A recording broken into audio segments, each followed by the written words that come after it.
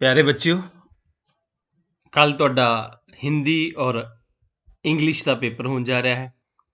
English का paper sample paper आपां पहला ही लोड कर चुके हैं तो अज हुण आपां हिंदी का सैंपल पेपर करन जा रहे हैं, जिस नाल तुहानूं हिंदी के पेपर बारे कुछ आइडिया हो जाएगा कि पेपर ये साडा किस तरह का आना है। बच्चों आओ देखते हाँ हिंदी का पेपर। बच्चों इस भी सब नूं पहलां तुहानूं एक पैरा दिता गया है, पैरे विचों फिर जो भी पढ़ के उन्होंने प्रश्नों के सही आंसर असी सर्कल करने हैं। आओ देखते हैं, सब नूं पहलां प्रैक्टिस करते हैं आपां हिंदी के इस पेपर की। महाराजा, हम तो बेर तोड़ रहे थे, पत्थर का टुकड़ा अचानक आपको आ लगा, हमें क्षमा कीजिए। इस पर आपने कहा, बच्चों डरने की कोई बात नहीं, जब एक बेरी पत्थर खाकर तुम्हें मीठे मीठे बेर देती है तो क्या आपका महाराज पत्थर खाकर आपको सजा देगा? नहीं, मैं भी तुम्हें कुछ दूंगा। पास खड़े अंगरक्षक भी ये सब सुन रहे थे। महाराज की महारानी उनके साथ वहां उपस्थित नहीं थी। बच्चों ये सी पैरा हम देखते हैं प्रश्न। सब नूं पहला प्रश्न नंबर 1, इस गद्यांश में कौन डर कर बात कर रहा है? बच्चों ऑप्शन आ महाराज, बच्चे, अंगरक्षक या महारानी। बच्चों जो राइट आंसर है साडा वो है बच्चे। जिहड़े बच्चे सीगे वो महाराज तो डर के गल कर रहे सन। प्रश्न नंबर 2, निम्नलिखित शब्दों में से क्षमा शब्द का अर्थ क्या है? बच्चों क्षमा शब्द का जो अर्थ मतलब है वो देखते हैं ऑप्शंस, इनाम, सजा, माफ़ी और काम। बच्चों क्षमा का जो मीनिंग हुंदा वो हुंदा है जी माफ़ी।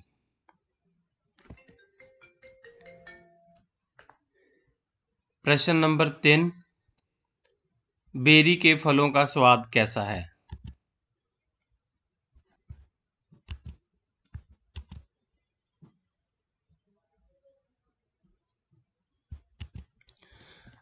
बच्चों बेरी ਦੇ ਜਿਹੜਾ फलों का स्वाद लिए ऑप्शन दित्तियां गईयां सानू कड़वा, खट्टा, फीका और मीठा। बच्चों बेरी के ਜਿਹੜੇ फलों का स्वाद है वो होता है मीठा। आप सर्कल करांगे ऑप्शन डी। प्रश्न नंबर 4, निम्नलिखित शब्दों में से राजा शब्द का विलोम शब्द क्या होगा? बच्चों विलोम शब्द होता है ऑपोजिट या उल्ट शब्द।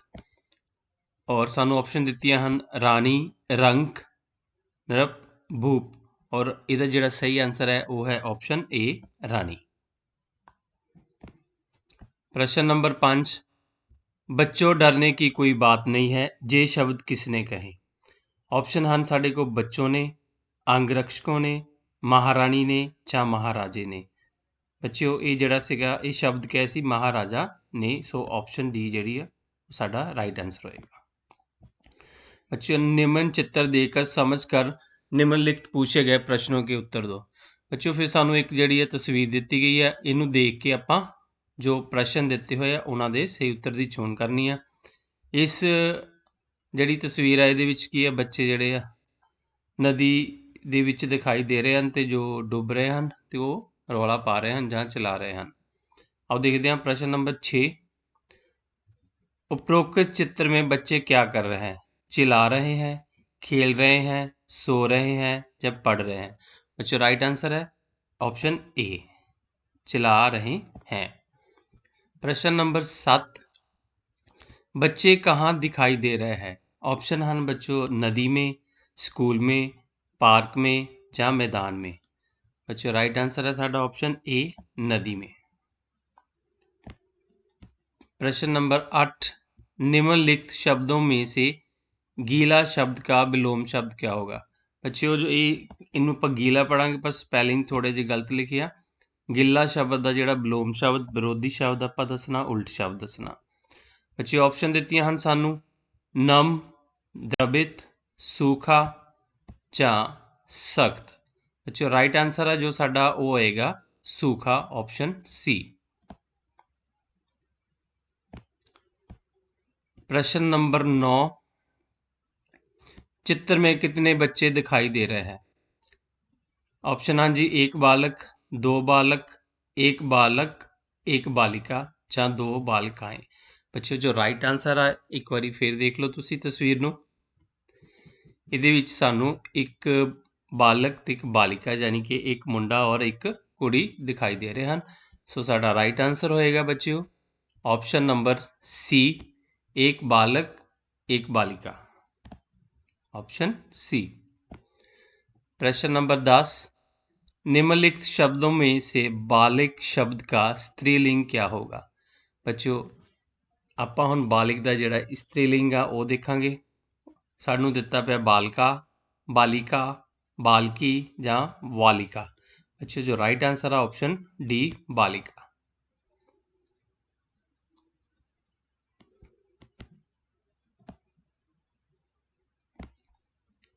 निम्न इश्तिहार पोस्टर देखकर समझकर निम्नलिखित पूछे गए प्रश्नों के उत्तर दें।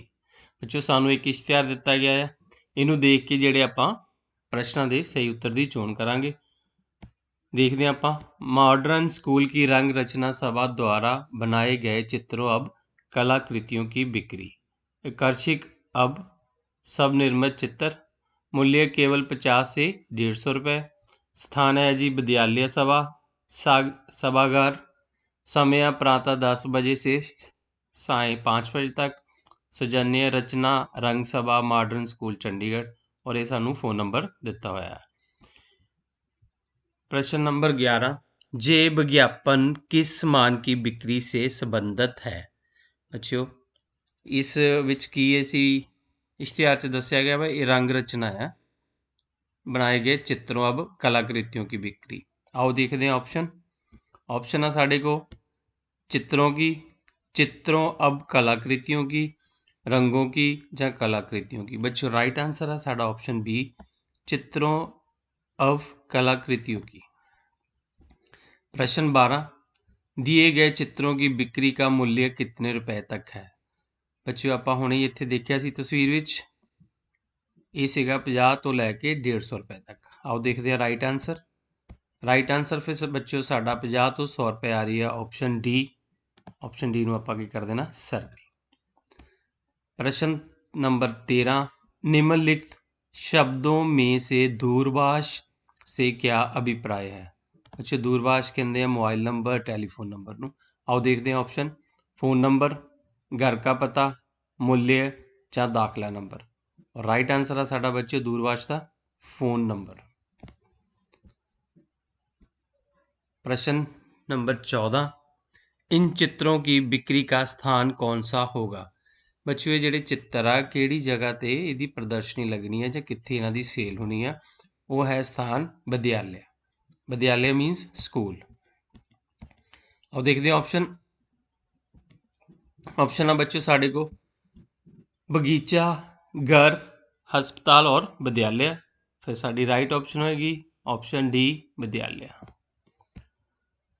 प्रश्न 15, दी गई कलाकृतियों को आप प्रातःकाल कितने बजे से खरीद सकते हैं। बच्चों सानू उहदे विच टाइम भी दस्सिया सी भी किन्ने बजे जिहड़ा साडी ये सेल आ जां एग्जीबिशन शुरू होनी 10 तो लैके 5 बजे तक। फिर साडा राइट आंसर सवेरे 10 बजे तो होएगा। ऑप्शन देखते हैं आपां 8 बजे से, 10 बजे से, फिर है बच्चों 5 बजे से और 9 बजे से। तो राइट आंसर साडा आएगा ऑप्शन बी 10 बजे से।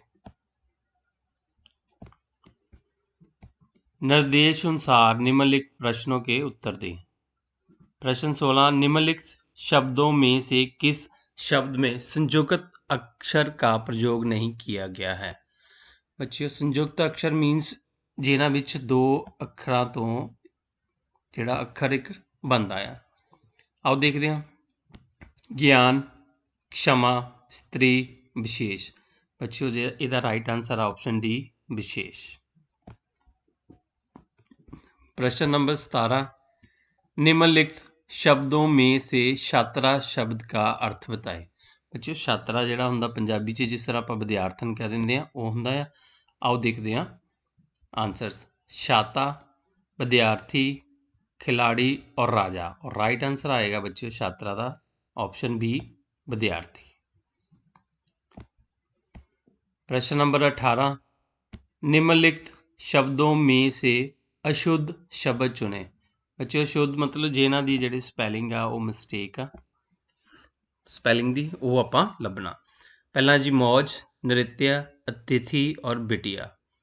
बच्चों जो ਇਹਦੇ ਵਿੱਚ रॉन्ग स्पैलिंग आ वो है अतिथि, ऑप्शन सी। निम्नलिखित शब्दों में से इठलाती शब्द से तुक मिलाते हुए शब्द का चयन करें।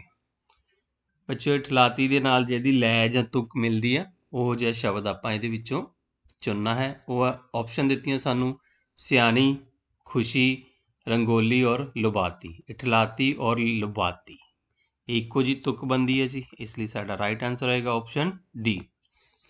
प्रश्न नंबर 20, निम्नलिखित शब्दों में से पंजाबी के कीड़ियाँ शब्द का हिंदी रूपांतरण क्या होगा। बच्चों जिहड़ा कीड़ियाँ शब्द आ पंजाबी दा आ, इहनूं आपां हिंदी 'च किस तरह लिखांगे जां इहनूं की कहंदे आ वो आपां देखना। बच्चों हिंदी विच कीड़ियां नूं आपां चींटियां बोलांगे, तो राइट स्पैलिंग जो आ वो आपां आओ इत्थे देखदे हां। कीड़ियां, चिटिया, चीटियां, चींटियां। ऑप्शन जिहड़ी सी है बच्चों राइट आ, बोलन च सारे सेम आ, पर जिहड़े स्पैलिंग सी दे आ वो ठीक आ। सो राइट आंसर होएगा साडी ऑप्शन सी। बच्चों इस तरह तुहानूं जिहड़ा कल हिंदी और इंग्लिश का पेपर आ वो 20 क्वेश्चन आउणगे। ये आपां हुण कर लिया वा हिंदी का। बच्चों आस करदा कि तुसीं इस नूं रिवाइज करोगे ते कल दे पेपर की तैयारी चंगी तरह मन ला के करोगे। थैंक यू बेटा जी।